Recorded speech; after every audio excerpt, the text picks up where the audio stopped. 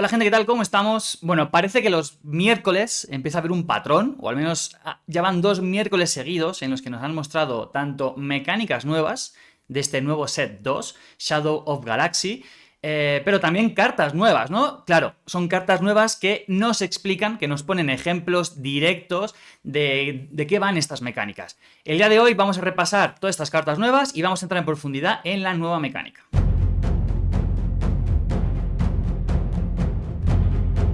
Antes de pasar a las cartas nuevas y a las mecánicas, me gustaría confirmar que sí, algunos me habéis preguntado tanto en comentarios como por WhatsApp, sí me voy a pronunciar sobre todo lo que ha comentado Fantasy Flight Games sobre el reprint del set 1, sí.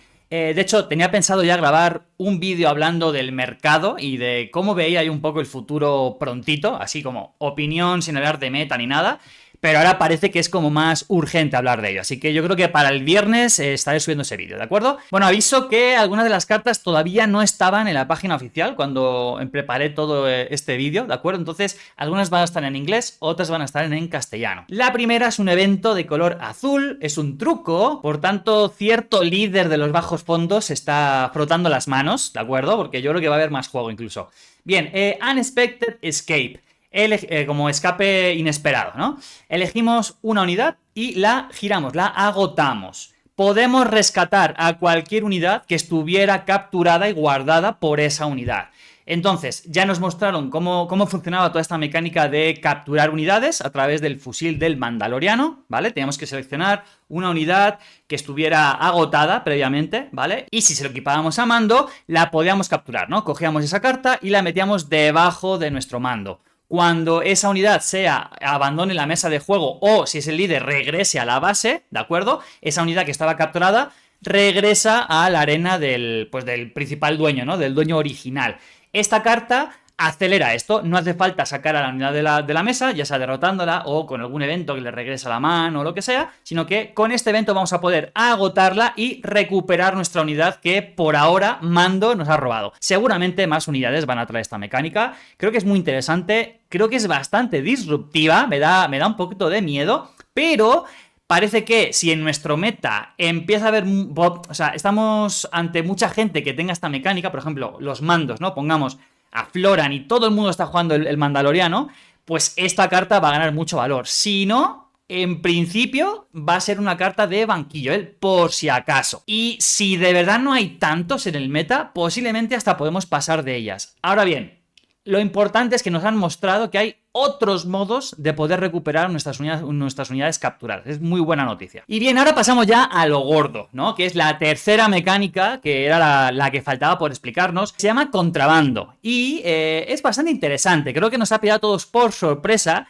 Y más aún porque justamente es una mecánica de mucha sorpresa. Mucha gente ha escuchado que una de las partes buenas y malas de este juego es que cualquier unidad puede ir a recursos, ¿no? Porque hay veces que vas a llevar a recursos cosas que te gustaría jugar, que dices, wow, es que es muy buena, me duele llevar este Luke Skywalker a recursos, ¿no? Bueno, pues justamente esta mecánica de contrabando, y me parece que está muy bien pensada, nos va a permitir jugar por un sobrecoste en principio, por ahora todo lo que hemos visto es un sobrecoste, cartas que estuvieran en nuestros recursos, ¿vale? Vamos a ver dos ejemplos. Tenemos la tripulación corsaria, es una unidad terrestre, es un 2-2-2 de los bajos fondos. Bien, tiene contrabando, entonces es un 2-2-2, pero ahí nos marca que el simbolito de recursos pone un 6. ¿Vale? Y a su derecha está el simbolito verde de mando. ¿Qué significa el simbolito verde? Pues que si no tuviéramos la base verde o un líder verde, tendríamos que pagar un sobrecoste. Así de simple. Por tanto, es una carta que puede costar 6 u 8 y que podríamos sacar de nuestros recursos. ¿Qué ventaja tiene? Pero que es un 6-2-2. Pero eso es carísimo, ¿no? Bueno, cuando se juegue usando contrabando,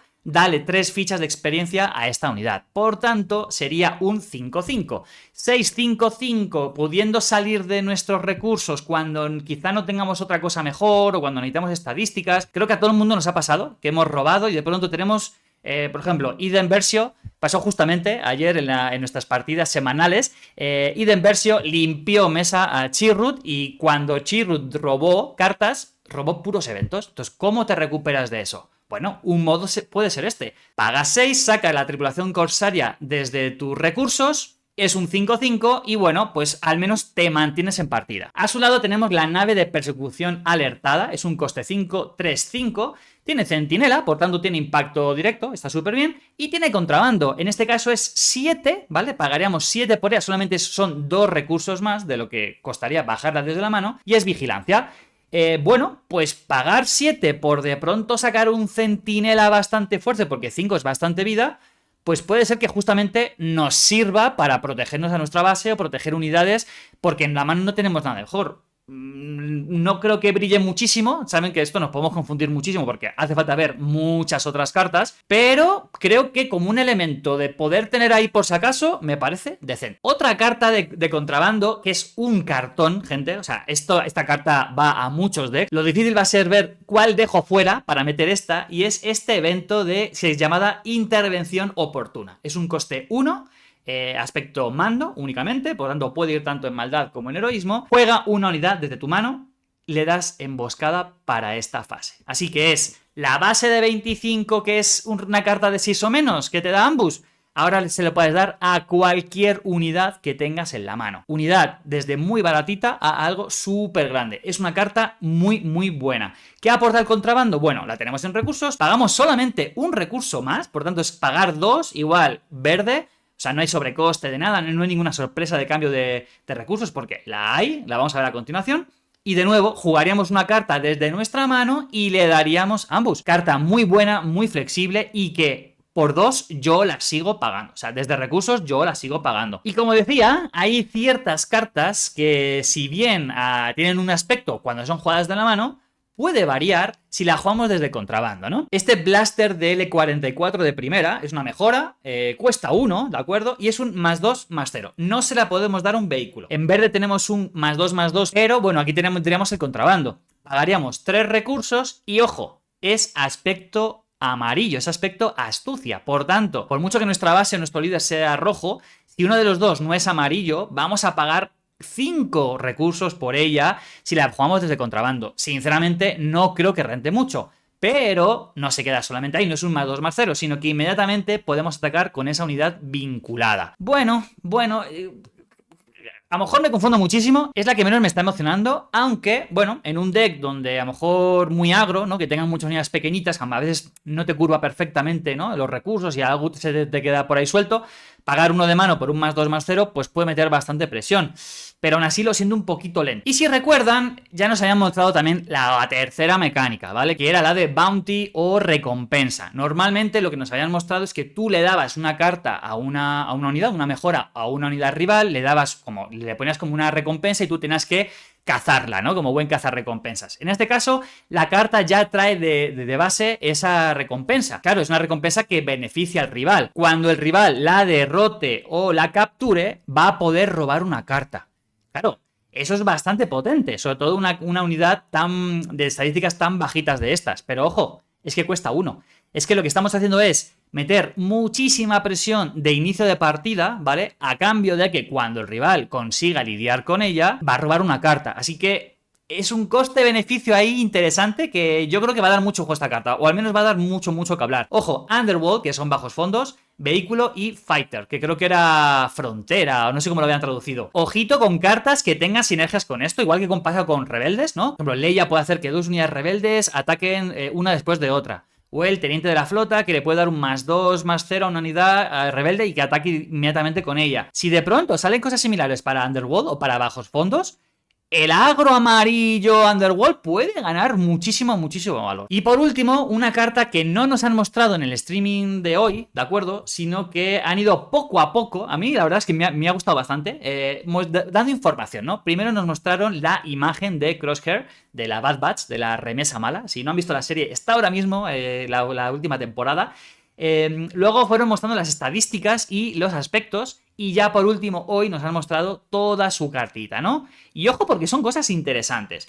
Es una unidad terrestre, obviamente, es un 4-2-6, estadísticas muy buenas. La gente dice que es lenta, ahora veremos por qué, pero un 2-6 por 4 recursos, que es el turno 3, ojo que esto puede aguantar un montón en mesa, ¿eh? Son 6 de vida. Esto puede aguantar muchísimo en mesa. Está fuera de rango de takedown, además. Es mando y maldad. Lo de maldad nos ha sorprendido un poquito porque teníamos que ver qué tipo de Crosshair iba a salir. No voy a decir mucho más por no hacer spoilers. Imperial Clone Trooper. Ya empezamos a ver más clones. Hasta ahora solamente teníamos uno en todo el set 1.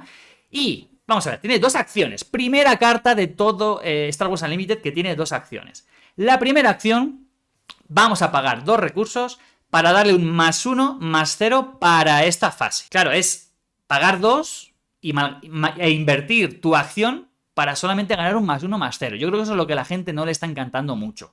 Segunda acción, podemos girar a Crosshair, ¿vale? Para que Crosshair haga tanto daño como su poder a una unidad enemiga de la zona terrestre. Por tanto, nunca vamos a recibir daño, ¿vale? Yo cuando fueron mostrando poco a poco la información, yo dije, bueno, Crosshair va a tener Raid 1 o Raid 2 o incluso Raid 3, porque es un pedazo de sniper, vamos, como la copa de un pino.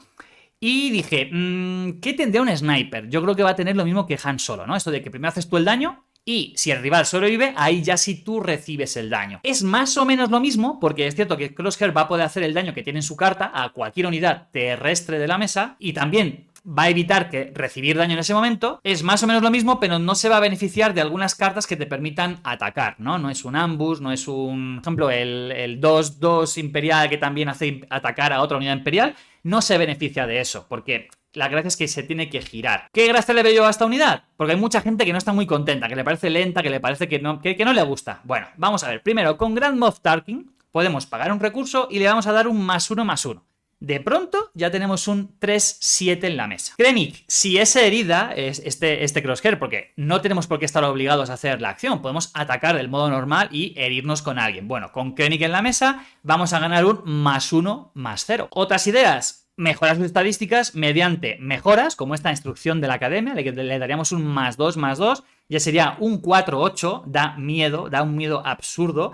Y el general Tage, que en cuanto la jugamos le podemos dar una ficha de experiencia hasta un máximo de 3 unidades soldado.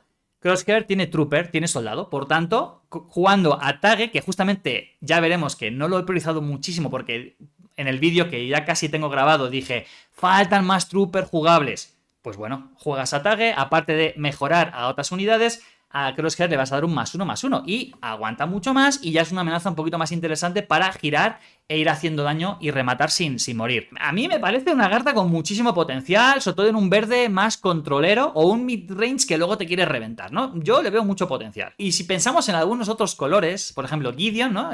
Personaje que va a salir en el starter del nuevo set, es azul-verde. ¿Qué cositas hay en azules interesantes para los Crosshair? Bueno, si lo queremos dar tanto poder como supervivencia, el Electro Staff es un +2/+2 que cuando nos atacan, el rival recibe un -1/-0. Por tanto, ya va a ser muy difícil que nos traden a la vez que estamos ganando poder para hacer daño al rival. Y si lo queremos rizar más el rizo todavía, le podemos meter atrincherados. Cuesta 2, es un +3/+3 y esta carta normalmente el control lo usa para dársela a una carta enemiga rival y que no pueda atacarnos a la base. Entonces, bueno, no sacamos nada ahí y ya está. No, es un modo de no preocuparnos con una amenaza del rival. Pero si soltamos a Crosshair, claro, vamos a tener un 5-9 que va a poder girar y hacer daño a unidades de la mesa sin tener que atacar.